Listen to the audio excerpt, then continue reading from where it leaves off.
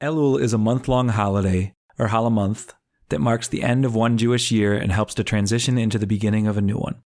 Traditionally, it is a month of introspection, contemplation, and personal growth.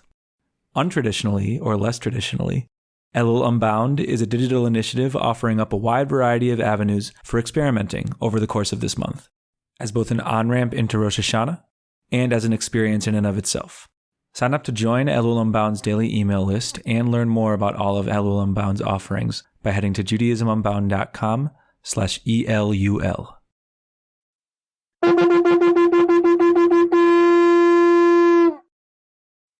This is a special bonus edition of Judaism Unbound, Uncertainty. Welcome back, everyone. I'm Lex Rofberg. And I'm Wendy Bernstein-Lash. And we are closing out. It's hard to believe we are closing out our Elul mini episodes. This is our last one, our 8th of all time, our 4th of this year's Elul. It's not our last one. We'll have future years, but it's our last of the 2019 57-79 version of Elul. And we are feeling bittersweet about it, but excited for this conversation. So in particular, we are going to be looking at the idea of uncertainty.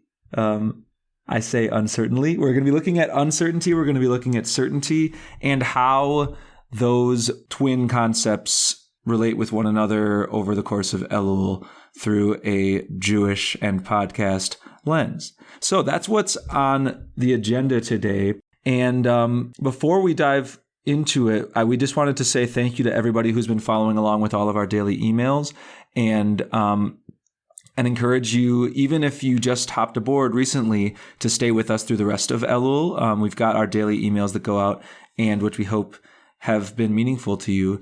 And we also just want to say that we've got one more Zoom gathering, one more video chat gathering where we have been checking in about our weekly Torah portion through our lenses of Elul, through our themes of Elul, through general Judaism Unbound kinds of questions as well. So we've been having a lot of great conversations, and we hope that you'll check out our last one. But so, Wendy, take us to uncertainty/certainty land. How are we looking at that today? Boy, it's such a big landscape. It's hard to know where to start, but I guess that's the uncertainty of it. It feels like just the right time. Maybe Elul is partly uncertainty month. You shared in the first podcast, like, I don't know what I want to focus on in my Elul journey. I'm not sure, but let's start. So that sense of we don't have to know where we're going. We actually don't have to know how we're going to do something, but we know that we want to do something. That's holding uncertainty that already is one level of difficulty. And then actually plunging in and saying, I'm going to live in uncertainty for a period of time, maybe a month, maybe longer. That is something that's not often that available to us. We are creatures of, give me a goal, I hit it, give me something to do, I nail it or I don't nail it. But I want to be certain about where I'm headed, what I'm supposed to be doing so that I can feel goal, I've checked it off and I feel really good about it. The concept of uncertainty and doubt is the opposite. Like, steep yourself like a cup of tea in what it feels like to be uncertain, to have doubt. Uncertainty. Uncertainty. I love it. Yes. Earl Grey. All right. English Judaism Unbound. Uncertainty. It's a new product. Yeah. And what's it like to actually bring that on? It's challenging. I know for me over the years, the times that I've either been thrust into a time or I've chosen it, just going on a silent meditation retreat, which I like to do at least once a year, is a way to embrace uncertainty, because I don't know what's going to happen in my head. And I really, I have to allow that spaciousness to see what's going to unfold. This time that we're living in seems to be all about uncertainty and doubt. So why not cultivate it? Why not embrace it instead of try and navigate around it, which I think is our default many times because it's so uncomfortable and we don't have the skill set. We haven't built the skill set to actually manage and navigate in uncertainty and doubt. I'm really interested in the three words you've just used. So questioning, uncertainty, doubt. Like they're all kind of along the same lines in some respects, but I also get like different vibes, different connotations from them. And what's interesting is like when people talk about Judaism, oh, we're going to distill Judaism to its essence. And like that whole project might be not my favorite project. I think that it doesn't really have one essence. But when people do it, they often say like, Judaism, religion of questioning. We ask why to everything. We've got the 4 questions on Passover. We've got, all these big questions. And the Talmud is full of, questions more than answers. I mean, these are all true. But at the same time, like there's also a lot of answers. There's like a lot of statements, clear-cut kinds of statements made in Jewish texts, Jewish stories, etc. Doubt really gets me intrigued because doubt I also associate. I don't know if I have like evidence for this. I also associate doubt with Jewishness, but I associate a variety of different kinds of doubt with Jewishness. One is like doubt of authority, questioning of power, uncertainty about those who rule us. I tried to use all 3 of the words. I like doubt of figures who are in power. And we know, independent of Jewish texts, but also including them, like Jews tend to do a lot of that. We right now have seen, lots of activists out in the streets questioning forms of authority. We've seen that in lots of eras of American Jewish history. We've seen it before that in other contexts in the world.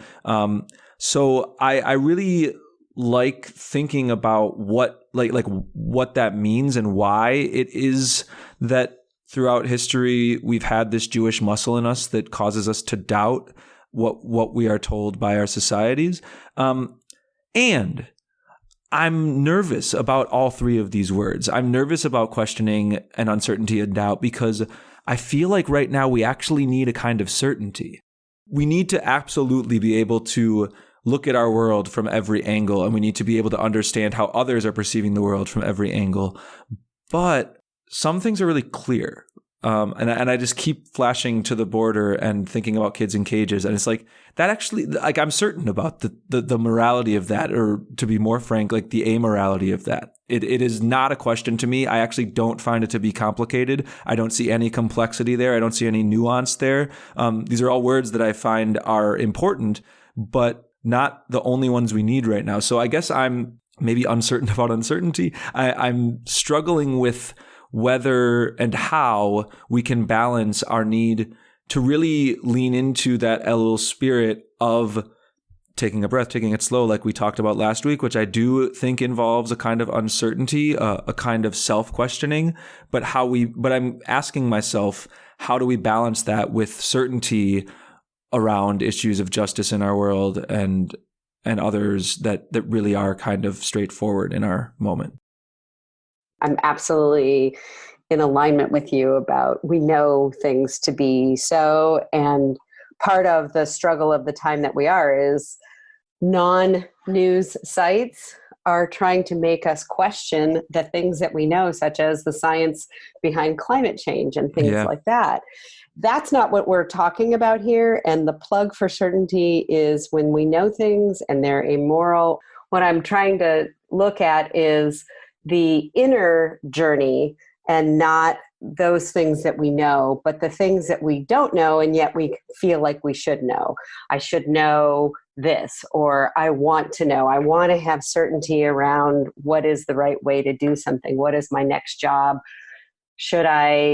Was I wrong here? Should I apologize to somebody or not? I don't feel like I did anything wrong. How do we navigate that kind of uncertainty? How do we navigate the uncertainty of the whole concept of Yud He Vav He, God, and the tradition that's been given to us and where we see that we want to go? So while life isn't compartmentalized, I'm focusing on that internal uncertainty that I think just to be human, just to be alive, we already have, we live with the sense of, am I doing the right thing? It comes out a lot as you parent.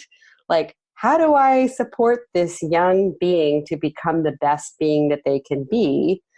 I don't know how to do that. I don't have a manual. So I have to live with a certain amount of doubt and uncertainty and know that I'm not going to get too overwhelmed by it. I want to explore and figure out, and I'll know by what I do and what comes back to me. I'll know by what works and what doesn't work with my kid, or I'll know what works and doesn't work with me as a spiritual practice. I don't have to know what the right spiritual practice is for me. I have to be willing to go into the uncertainty and say, let me try some stuff on, and be willing to fail forward, or be willing to be in the conflict of not knowing and come in as a learner. That's the doubt and uncertainty that I think is great to cultivate. I think I very much buy the distinction that you're drawing in terms of like internal questioning and uncertainty. And I'm flashing to one of my favorite quotes from the Mishnah. It's like a nothing quote, but it stuck with me when I first saw it. And it's from this random section of Mishnah called Midot that's talking about the dimensions of the temple. And so it's a bunch of rabbis, and they're talking about a temple that was destroyed long before their lives. And so they're talking about this, and they're saying, the dimensions of this room were this, and blah, blah, blah. And one of the rabbis says, Elazar ben Yaakov in chapter 2 says, I don't remember. Like, I don't remember what this, he's talking about one particular room or something. I don't remember what it looked like. And I'm just like, oh my gosh, like this book is full of rabbis just like talking out their butts about something they never saw in their lives. This temple that was destroyed long before they were born. And like, they're all expressing certainty about, yeah, it was this big and it had these things and these people guarded it for this long. Like, I don't remember. Like, that is the most honest, that is the most spectacular statement. And it came from a place of confidence of thinking, you know what, I'm allowed to say I don't know. I'm allowed to say I don't remember. And it's not going to like take away any shred of authority I have in the eyes of people reading this. Like, I actually find it to be very refreshing because it is this beautiful moment of self-uncertainty, for lack of a better term. And so with you there, I'm still struggling because I do think that we, in doing our work of internal uncertainty and questioning ourselves and thinking about how we do our teshuvah, how we do our atonement work, how we consider whether to forgive people. I remember last year you gave some beautiful thoughts on whether there's moments where we might not be ready to forgive someone, and that might be okay. Like, all of that work I'm with. I do think that when we really flex that muscle in ourselves, and I'm using this like weird flexing imagery because I think these are things that we practice, like going to the gym where you can do certain kinds of exercise more than others. Like, I think that when we do that so much, and we have the danger of creating a sense that like being really sure of ourselves is a problem to be fought against. And I see that, to be honest, in some of our political discourse among people who are resisting right now. Like, this is an internal debate among people who I actually see eye to eye with. Do we actually need to say like, no, this is not complicated, and if you're not on our side on certain key questions in our society, you're kind of not on our team, and we're not about compromise. Or is this a moment where we need to be focusing on bridge building work and specifically thinking about those who are not yet on our side? Like, that's a classic question of how to go about societal change. And lately I've been, this has come through already in my voice, like I've been erring on the side of being certain and doing some of the work of like actively resisting, fighting against not violently fighting, but like non-violently fighting for the values that I perceive. So it's hard is what I'm getting at. Yes, it's hard. You used a word that stood out to me. I guess that's, as spiritual directors, that's what I do as I listen for these things. You talked about honesty. And I think that's what this boils down to is if you're honest in your certainty, then you're in alignment, and I'm drawing a line here. You're with me or you're against me, because that's honestly where I need to stand. And if you're honestly in your doubt and you're honestly in the, I don't know, I'd like to build a bridge. I feel like I can listen to and understand both sides of this, then that's where you need to stand. So it's just allowing people a more of a continuum to be honest, and to maybe that's what Elul is about, is rigorous honesty of who are you, what do you stand for, where do you hold questions, and can you hold those questions and be okay with that and not feel like you have to be certain about everything. Yeah, I mean, when it really does come down to what you said about sometimes having to draw a line. And I wanted to share a little bit of my own Elul work on this uncertainty thread, mixture of uncertainty / certainty thread.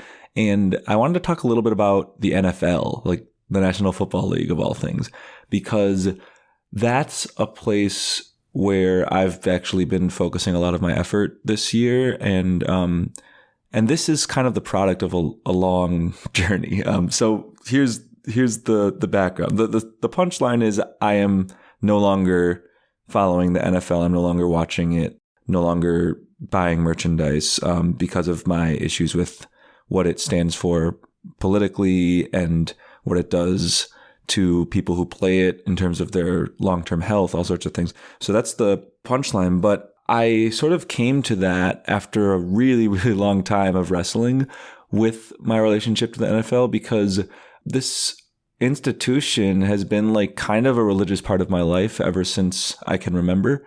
Growing up in Milwaukee, in Wisconsin, where the Green Bay Packers are everybody's conversation topic on Monday morning after the game, having as some of my very first memories of any kind watching them win the Super Bowl and then lose the Super Bowl when I was 6 and then when I was 7.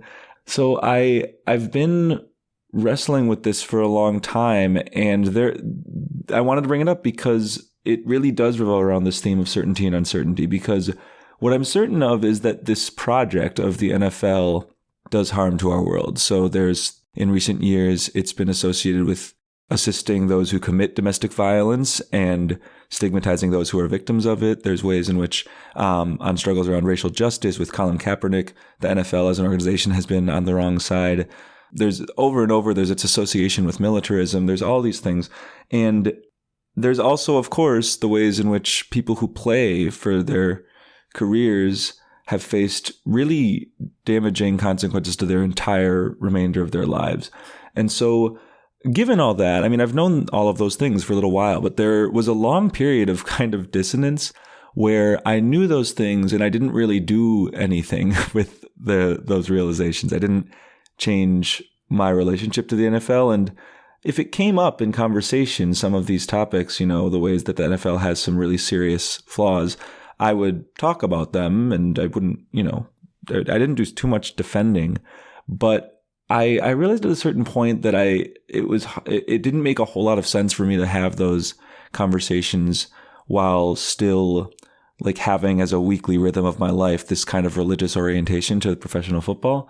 And so this year I am no longer going to have that, and I'm not watching any games anymore, and I'm not buying any jerseys, and there's all sorts of ways in which this is going to have a big effect on sort of the flow of my life, because for so long, from September through February, that's really been at the core, or maybe not quite at the core, but it's been an important part of my life and how I connect to people. And I wanted to name that it's very hard and it's a struggle, and I actually am not certain about it. I don't know in the end whether the things I'm doing really have that much of an impact, and the theories of change I buy into are not where just sort of on an individual level, I choose not to consume a particular product or support a particular organization. But I do actually hope that, and this is part of why I'm saying this on a podcast that has listeners, I do actually hope that this grows into a broader movement, and that there are really people that come to the forefront who do choose to no longer support the NFL. And I think that work is done most effectively, not because we're better, in many ways we're not, but like by people who have been deeply connected to the NFL for a long time. I grew up collecting sports cards, football cards included. I have cheeseheads. I have Green Bay Packers jerseys. Like, having people that have this deep relationship and realize that it's important to give it up and to say that there are values that trump our enjoyment of this sport is important. So that's where I'm at today. But I wanted to name that there was this really long period of dissonance that was a challenge for me in retrospect, but I have reached a place of a little bit more certainty on it. Well, I think maybe to close it off, because I know we're getting close to the end here, maybe just to recognize that the dissonance is actually part of the process. So I don't know that we can avoid it. It's actually when we're growing from one place of understanding and certainty to another that it's like shedding a skin. And so it's going to be uncomfortable. And coming back to what you were saying about how, the things that we do, what we want are for the big institutional and corporate changes, and when we're inside of something, we can really understand it, and we probably wrestle with it more than if we never got into the inside of it. So I think it's fabulous that you talked about that dissonance, because I think we need to embrace that dissonance. I think a lot of us feel dissonance and we don't know what to do with it. But to me, it's a sense of, it's a growing pain. It's a positive growing pain that we're shedding something. And so if people are feeling dissonance in their life, or there are things that they're wrestling with here in Elul, I see that as very positive. So that's a good note to end on. We're aligned on that taking this month and finding that question for you that sort of unlocks the uncertainty is a really important thing to do, because it might, like me, lead to a moment of clarity, of certainty, where you feel more confident about whatever direction you're going. So that's been my experience. I really do hope that for many people, the specific question you take on is the NFL. If you have been a big football fan, I think that it's time for a lot of us to make that question. But at the same time, to close out this episode, I'd really just encourage people to find what is that stretch, what is that question that you've been bouncing around in your head for a while, but maybe not quite reached a moment of mental consensus on. Like, find it, see what it is. It took me, even as I led this Elul initiative last year, I wasn't quite ready for this issue of the NFL to come to front of mind, but now it has, and I'm grateful for it. So hopefully, if there's some dissonance that you're wrestling with, you can find it. Thank you so much to all of you listening and who have been following along with these daily emails. We've said it a number of times, but Elul Unbound started as like a wild experiment last year. It has stunned us how many people have connected to it and what it has unlocked in each of us that have been able to organize it a little bit. So we hope that you'll enjoy these last few days of it, and we hope that you'll let folks know about it so that next year when it rolls around, we'll continue to grow and ask new questions associated with this time of year. So thank you so much for listening. You can be in touch with us at lex@judaismunbound.com or Elul, ELUL, @judaismunbound.com. And with that, this has been Elul Unbound, and this has been Judaism Unbound.